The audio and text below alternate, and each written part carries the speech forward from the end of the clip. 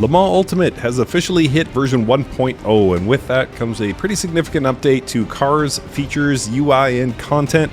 I've been given a bit of an early peek at version 1.0, so in this video I'm going to walk you through everything new in this milestone release, from the new Hypercars and GT3s to major gameplay improvements, UI upgrades, and even changes to how the game is sold.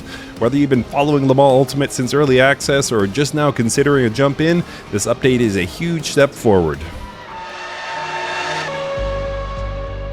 Let's start with the big content drop. 3 new cars. The Aston Martin Valkyrie AMR LMH makes its debut in LMU. This is Aston's entry into the hypercar class and one of the most radical prototypes ever built. Massive aero, a high-revving V12, and a visual style pulled straight from a concept sketch. Also new is the Mercedes-AMG GT3 joining the LM GT3 class. It's a proven endurance machine, already a staple in series like IMSA and GT World Challenge, and now fully integrated into the WEC grid in LMU. Rounding out the car additions is the BMW M4 LM GT3 Evo, the updated 2025 spec version of BMW's front-engine GT3 car. This version featured aero updates, revised lighting, and cockpit improvements. And with version 1.0, the 2025 World Endurance Championship season is now fully reflected in the game, including updated liveries for the Hypercar and GT3 grids. LMP2 liveries for Le Mans 2025 are still coming in a future update, but the rest of the field is up to date with refreshed colors, sponsor sets, and driver plates now visible in-game. LED position boards are also now featured in the 2025 grid cars, bringing LMU even closer to what we see in real-world broadcasts. A big focus in version 1.0 was improved usability, and that starts with a brand new car setup screen, redesigned for clarity and faster access to tuning. The race weekend screen has also been redesigned to be cleaner and more functional with better navigation and clearer event flow. On the UI side, a new driver panel is available during replays and in watch mode, making it easier to track what's happening in a race from multiple perspectives. LM GT3 tire behavior has been refined once again. Thermal behavior, grip curves, and degradation responses have all been tweaked. The result is more consistent and a realistic tire feedback across all GT3 cars. And if you're playing with AI, their tire temperature behavior has been fixed when skipping formation laps, so their pace is now more representative out of the gate. On the technical side, version 1.0 offers a long list of bug fixes and car updates. Safety car logic has been adjusted, HUD toggling issues are fixed, tire wear settings now behave correctly, several bugs around the livery editor and car setup screen have been resolved. The UI has also been cleaned up with new references, updated credits, and a fresh game boot trailer. Track fixes have landed at Spa, Coda, and Monza, including curbs, terrain materials, lighting, and garage branding. And almost every major car in the game, from the Porsche 963 to the Ford Mustang GT3, received small polish updates, especially around mirrors, lighting, and LOD visuals. With the 1.0 launch, Studio 397 is also making it easier to get into the game.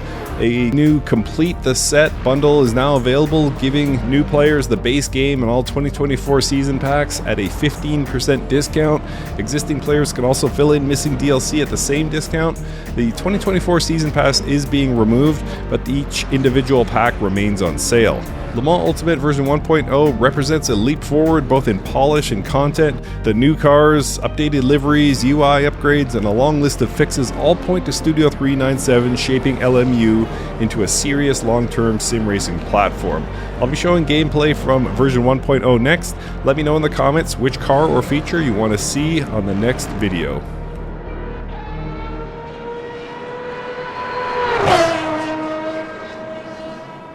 Alright, so here we are on board the Aston at Spa-Francorchamps. Just going to do a little 10-minute race here, give you some gameplay to go with this update.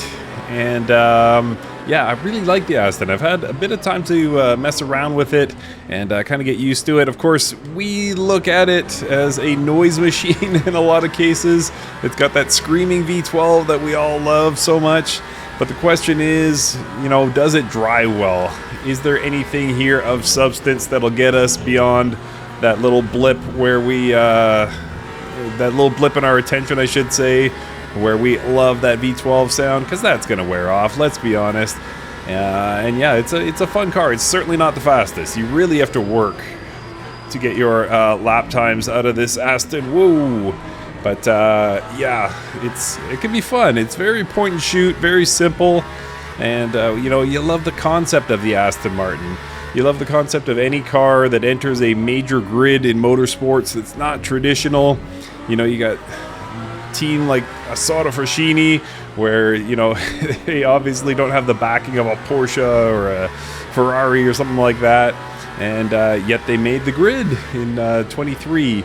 And now, you know, we have this Valkyrie, we had the wingless Peugeot, so not all the cars look the same. It's just very exciting stuff going on in WEC. So there's a lot of reasons to love the Aston.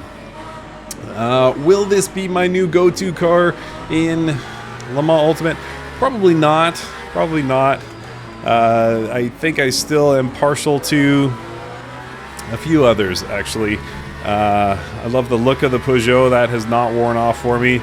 The Ferrari is just so capable, and now that we have the 83 livery of Robert Kubica and team, I think, you know, I'll probably go back to that. So this Aston doesn't immediately grab me as, oh my gosh, this is the best hypercar in the game. However, very, very interesting and fun car. As I say, very point and shoot, not overly I was about to say not overly difficult to drive, and then I almost lost control, but I held it. I held it. So it's just a short little 10-minute race here, just to give you an idea. And I know you're mostly here for the sounds of this Aston, so have a listen.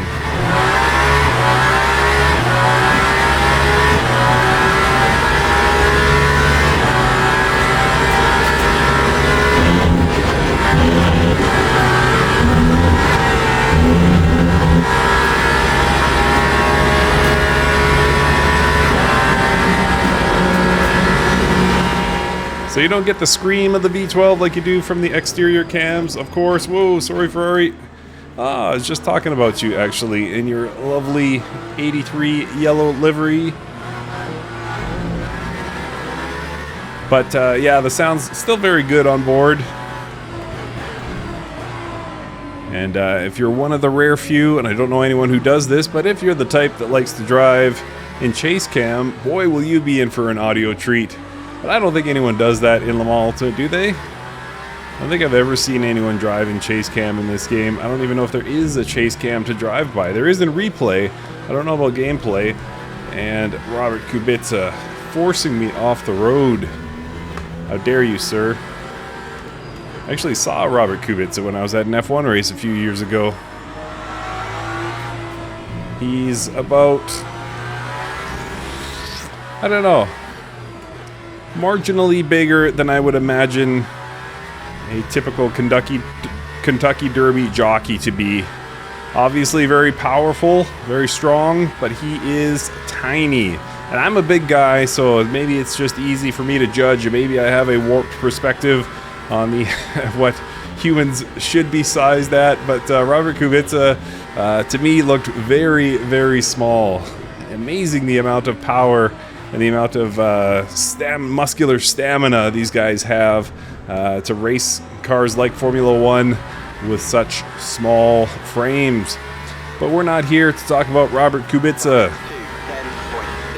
We're here to talk about this Aston, which I'm about to lose. There we go. I overshot the corner there and still managed to get it back in line. So overall, a pretty tame car. We're coming up to the halfway mark of this very brief 10-minute race. Am I going to take All Rouge ready on flat? I am not. I lifted slightly there. Just as we are approaching Radion. It's Radion, actually. Oh, and there goes the Ferrari again. The brakes on this thing have saved my butt a few times here. Question is, am I making up any time to that Porsche? Answer, no. So, how can I do that? I have tires up to temperature now, so I should be able to start pushing and not have to worry too much about crashing. But don't want to get too wild here. I am pulling out a bit of distance to the Ferrari behind.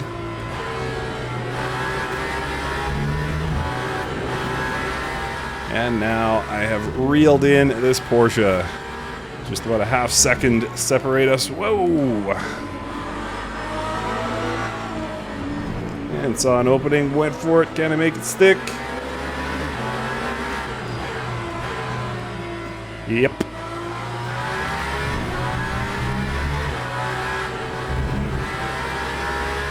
Now, we are chasing down what looks to be a red Ferrari. Can't really see that far ahead.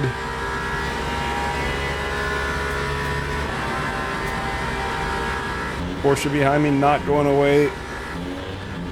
Sorry. Teary-eyed. Sounds of this car, just so beautiful. Actually, I believe it's allergies.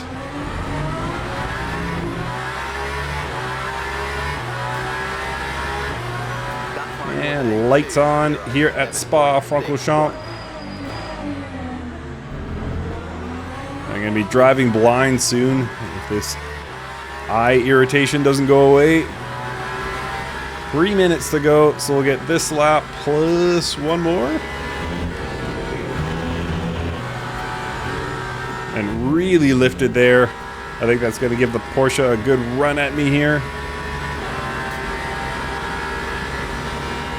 Blame the eye irritation.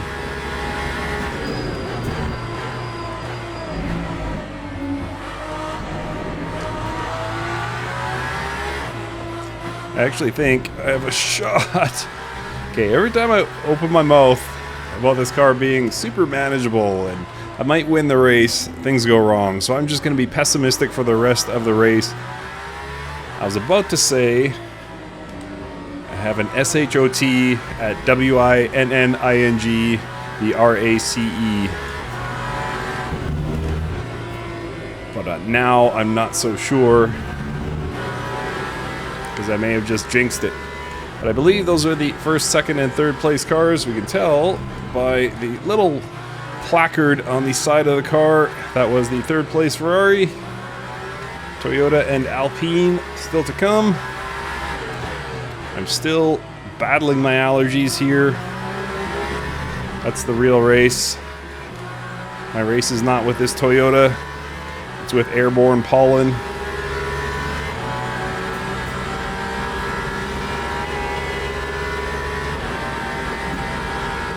Alright, can I get him under braking into the chicane? No, it does not look like it. Woo, what a sound. Woo, what a game. So a nice addition to what I think is a fantastic game. The 1.0 update, I mean, it's not as big a leap as I'd hoped they would take. No career mode to speak of. Just the same menu functions we've had through early access. Thought they might do a little bit more with the tire model for the Hypercars. Oh, that's gonna get reviewed. But yeah, we do have 1.0 of Le Mans Ultimate now. Congratulations to the Studio 397 and Motorsport Games team for making it. You did it. Everyone, including myself, heard Motorsport Games and thought, this might be not great. This could be another NASCAR Ignition. But it wasn't. It was a rousing success. Steeply priced? You bet. Excellent sim? You also bet.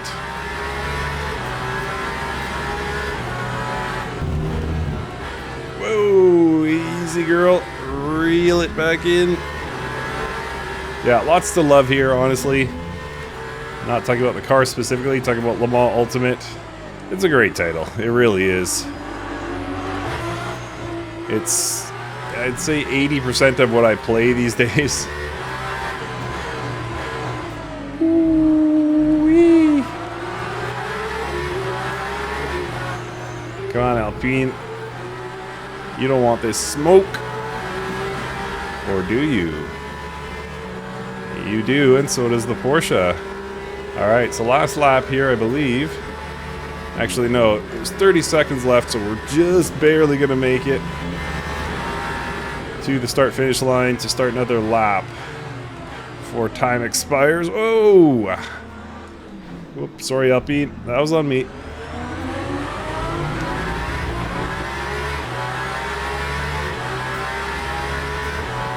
Oh, that is the race. Okay, so second place, that's the Aston, and that is Le Mans Ultimate 1.0. Lots more content coming. Thanks for watching.